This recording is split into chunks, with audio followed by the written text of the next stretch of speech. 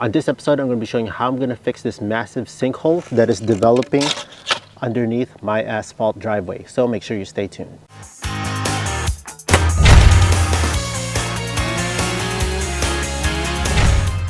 Hi friends, welcome to Fix This House. If you're new to the channel, consider pressing the subscribe notification bell so you can always be in tune on DIYs, how-to videos, and product reviews that I do within this channel. So I've been living in this home for over 7 years now, and we've been going up and down this steep slope asphalt driveway for many times. We were actually very lucky. We spotted this sinkhole. My sister was actually the one who found it. She drove up my driveway and saw this hole starting to form. And I took a closer look and got this stick. It was a lot deeper than I thought. It's about 6 inches by 5 inches wide, and I started poking down on it like here. If I go poke in different directions, some of the hollow areas are not that bad. Some of them measured up to around 2 feet and ranges up to all the way to 3 feet deep. So this side right here, it's about 3 feet deep. Now we were very lucky that it started with a small hole, but if we drove on this and it suddenly caved into a bigger hole, our car would have sank 3 feet deep onto this driveway. What causes sinkholes to happen like this? Well, here in Washington, it rains a lot. So especially this is a steep driveway, gravity will take all that soil and push it downwards, and it will go different directions. So if the rain, the snow, the constant change of weather will cause that soil to pretty much become slush and start sliding down, and it won't stabilize. So in this video, I'm going to show you what I'm going to do to fix this problem and to make it new and safe again. There's that little piece of asphalt that pretty much crumbled and fell in. I don't know exactly how wide this thing is or how deep it is, so I'm just going to slowly chip away little by little. I don't want to have to make a bigger job than I have to.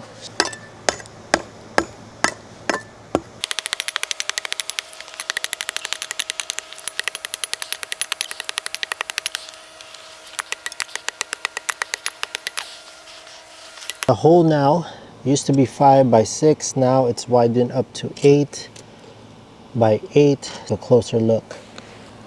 I don't know if you can see it. I'll try to zoom in as much as I can, but it looks like it's going underneath deeper into the earth. It looks like this side wall here is a little thick, so that's good. Looking underneath there, it looks like it didn't go too much deep from the ground. It's kind of tapering all the way down. Hopefully there's no snakes down there. Now we got a few options to fill in this hole. First option is put fill dirt in here with gravel and compact it and then fill it with cement. The other option is that we can just straight out take out some of the loose dirt and then get to the hard dirt and then fill it with cement. That's going to take a lot of cement bags. Third option is we can put rebar wire on there to have some support and more structure and then pour in the cement. In my case, what I'm going to do is I'm going to try to get much of the loose dirt in there out to get to the really compact ground, because I don't think I can get a compactor or my tamper tool to go and tamper all that dirt in there. And then I'm going to pour the cement and do it that way. So whichever way you choose, it depends on your situation. The spade shovel to take out the dirt, some of the loose dirt in there.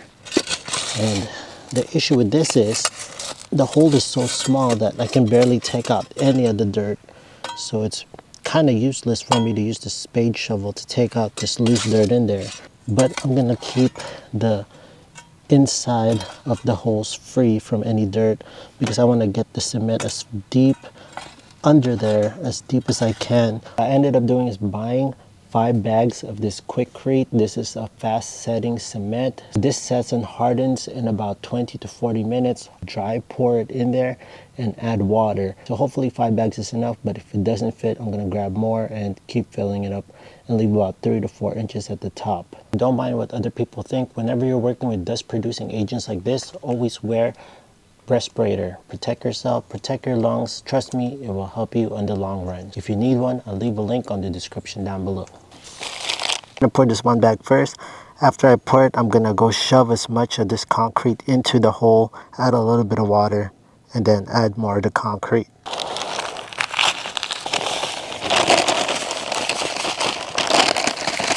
Go and start packing in this onto the deepest part of the hole. You can use a spade shovel like this or a stick.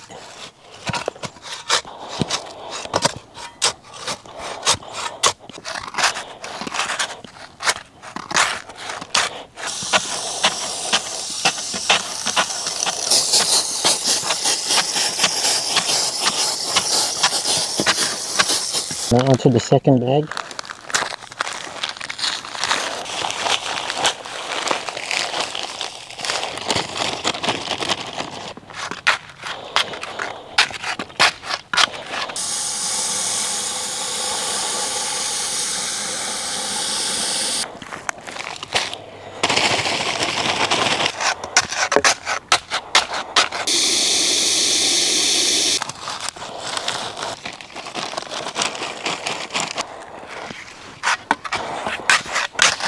See that we're about down to 1 foot left.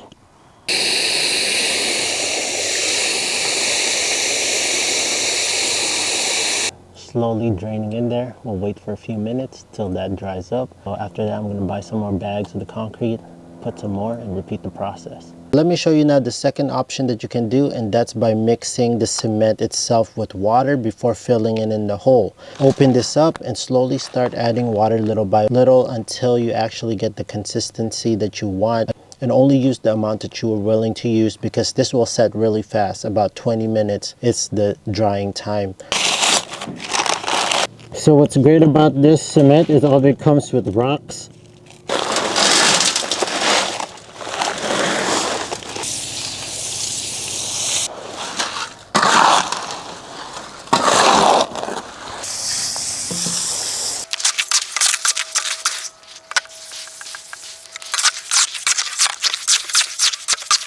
I might have got the mixture a little too wet here, but it's okay. It's better than dry, because it's all gonna go inside the hole and it's gonna dry up anyways. Start pouring this inside the hole.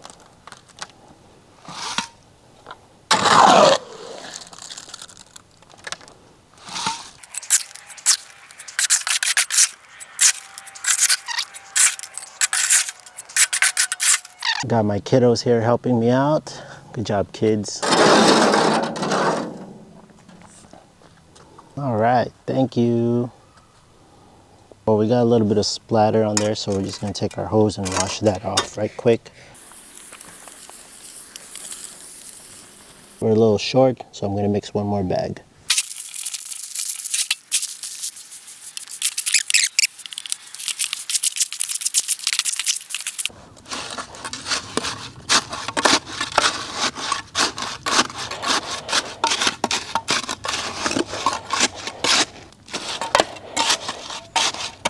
Just getting my stick, shoving it on the edges. So I'm not gonna fully fill this in. I'm gonna leave about 1 inch deep all around, and I'm gonna show you the reason why I'm doing that. But at first, I think this should be good. We'll let this dry. I want this fully smooth, because for the next step, you want the next top layer to fully adhere to this, or to have some sort of grip to it. So I'm gonna roughen it a little bit with a little bit of water.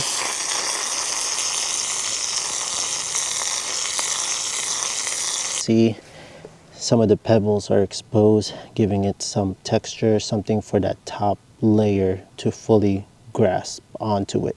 So when I talked about the final top layer, I'm gonna put this all-weather black top patch. So I think I bought way too much more than what I actually need. If you wanna know how much of this you actually need per surface area, here's a little guide for you. You can stop or pause the video and check out this, or give it a good screenshot. Here are all the tools that we're going to be using for this project. I got my black top patch, some WD-40, a utility knife, and I got my tamper tool 8x8. If you're interested in every tool that I use into this video, I'll leave all the links in the description down below, and there's also a link on some of the products on this one down here as well. So you're probably wondering, why do we need WD-40? Well, I'm going to spray it onto the bottom of my tamper tool, just like that. So this is so that when we tamp this down, none of this black top is going to stick on the tamper tool. This is a good trick to do so that you don't get this stuff all over it, and makes cleaning a lot easier. Pour some in here.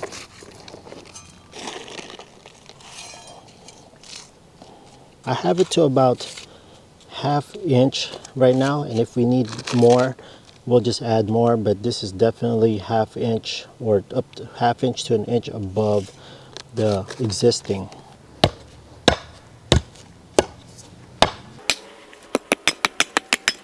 Some areas that could need a little bit more touch up. This is what you want to avoid. You see this area, this is perfect right here. It has all the close compaction. What you want to avoid are these voids. Notice the difference in texture on the middle compared to the edges. Now that's what we're going to fill in with a little bit more and compact it a little bit more so we can get this nice flat.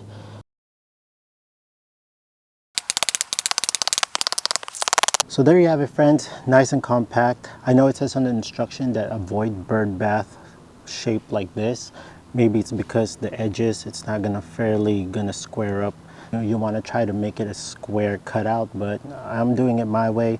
Let's see how well this holds up over time. It takes about 60 to 90 days for this to fully dry and fully cure, but after you apply this, you can definitely go over this with a car, and you definitely traffic, available. If you have any suggestions or any comments, leave it in the comment section down below and share with the community.